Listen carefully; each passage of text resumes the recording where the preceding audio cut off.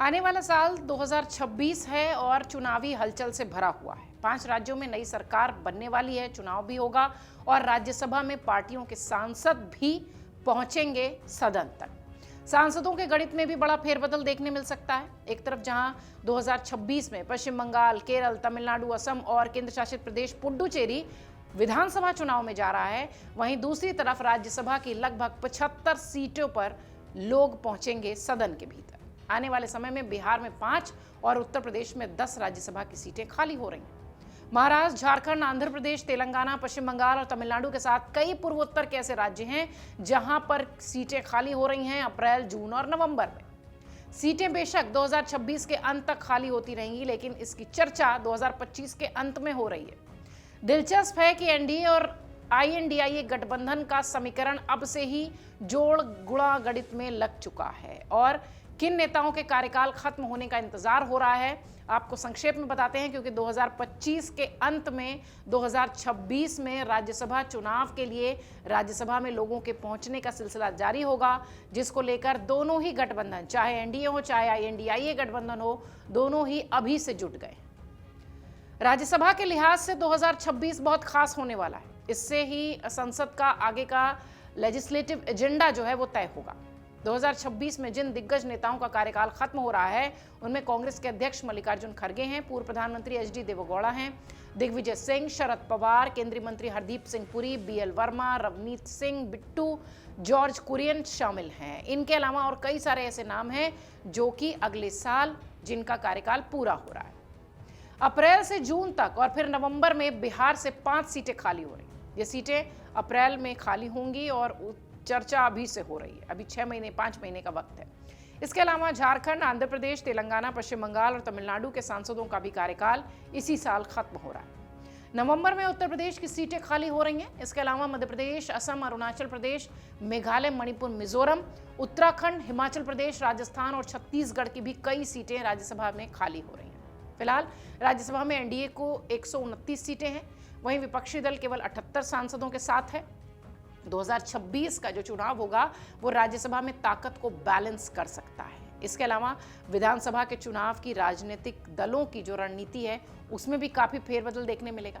बिहार की 5 सीटें 9 अप्रैल को खाली हो जाएंगी। आरजेडी के प्रेमचंद गुप्ता, अमरेंद्रधारी सिंह, जेडीयू के हरिवंश नारायण सिंह और केंद्रीय मंत्री रामनाथ ठाकुर के साथ उपेंद्र कुशवाहा का कार्यकाल इसी साल यानी 26 में अप्रैल में खत्म हो रहा है।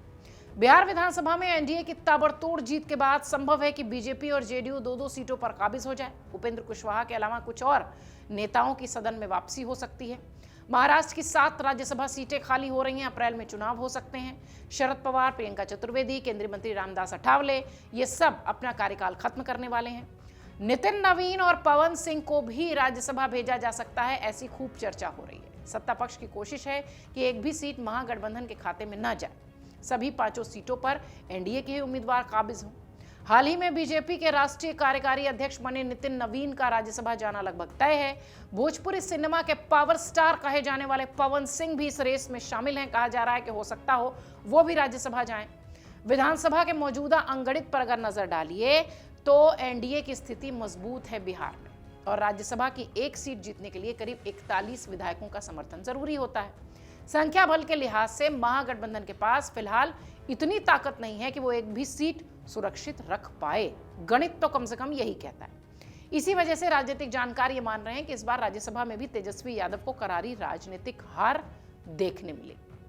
एनडीए के भीतर सीटों के बंटवारे को लेकर मंथन अभी से जारी है। चर्चा इस बात की है कि जेडीयू के खाते में 2 सीटें जा सकती हैं, वहीं बीजेपी को भी 2 सीटें मिलने की संभावना है। इसके अलावा 1 सीट एलजेपी रामविलास पासवान यानी जो अब चिराग पासवान देख रहे हैं उनके हिस्से जा सकती है। हालांकि चिराग पासवान को अपने सहयोगी दलों को साधना होगा और एनडीए नेतृत्व की सहमति भी जरूरी हो। बीजेपी के खेमे में राज्यसभा उम्मीदवारों को लेकर सबसे ज्यादा चर्चाएं। सूत्र ये भी कहते हैं कि राष्ट्रीय कार्यकारी अध्यक्ष नितिन नवीन का राज्यसभा जाना लगभग तय है। इसके अलावा बीजेपी एक बड़े चेहरे को दिल्ली भेजकर राजनीतिक और सामाजिक समीकरण भी साधने की कोशिश करेगी। इसी कड़ी में भोजपुरी सिनेमा और राजनीति में एक्टिव पवन सिंह का भी नाम चल रहा है। माना यह जा रहा है कि पवन सिंह को राज्यसभा भेजकर बीजेपी पूर्वांचल युवाओं और भोजपुरी भाषी वोटर्स को भी बड़ा मैसेज देगी और लुभाने की कोशिश करेगी।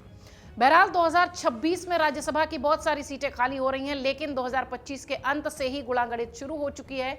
कहा यह भी जा रहा है कि हो सकता हो नितिन नवीन राज्यसभा जाएं, कहा जा रहा है कि पवन सिन्हा राज्यसभा जाएंगे। इधर मल्लिकार्जुन खड़गे की भी सीट खाली हो रही है। यह भी देखना है कि यहां से यानी INDIA गठबंधन से और NDA के गठबंधन से इन सीटों पर कौन कौन काबिज होने वाला है। हालांकि देखा जाए तो विधानसभा के ही जो विधायक होते हैं वो राज्यसभा के लिए वोट करते हैं, राज्यसभा के सांसदों के लिए वोट करते हैं चुनने के लिए। तो इस लिहाज से अगर देखा जाए तो ज़्यादातर जगहों पर NDA का गठबंधन मजबूत स्थिति में दिखाई पड़ता है नंबर के लिहाज से। हालांकि राजनीति में सब कुछ संभव है और वोट कब इधर से इधर चले जाएं और कब दल बदल करके विधायक इधर से उधर चले जाएं, ये कह पाना थोड़ा मुश्किल है। लेकिन हाँ, ये तय है कि राज्यसभा का चुनाव अगले साल बहुत दिलचस्प होने वाला है। 5 राज्यों के चुनाव से कहीं ज्यादा चर्चा अगले साल राज्यसभा के चुनावों को लेकर होने वाली है।